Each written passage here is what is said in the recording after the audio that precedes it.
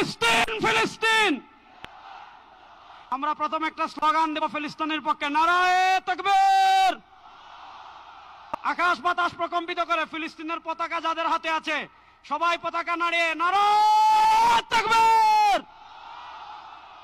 ফিলিস্তিন ফিলিস্তিন ফিলিস্তিন ফিলিস্তিন ফিলিস্তিন ফিলিস্তিন। Free Palestine, free free. Palestine. Mufti Faizul Karim হাফিজাহুল্লাহকে বিনীতভাবে মঞ্চে আসার জন্য হুজুরকে অনুরোধ করছি।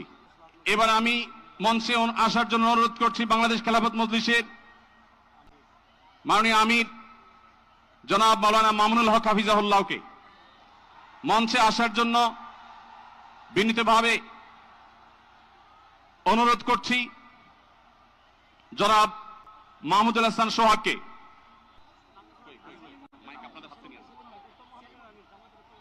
আমি মঞ্চে আসার জন্য অনুরোধ করছি।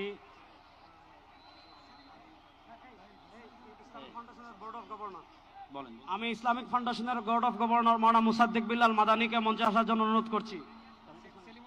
আমাদের জামাতে ইসলামের মহানগর উত্তরের সেলিমউদ্দিন মাহমুদ ভাইকে মঞ্চে আসার জন্য অনুরোধ করছি। দেশ জুড়ে তোলপাড় ওয়ালটন ফ্রিজ কিনে আপনিও হয়ে যেতে পারেন মিলেনিয়ার। সব ঘরানার শীর্ষ সকলের যারা এসেছেন, আমাদের সকলের আজকের এই সমাবেশ, আমরা আরো যারা আসছেন তাদেরকে ধন্যবাদ জানাচ্ছি।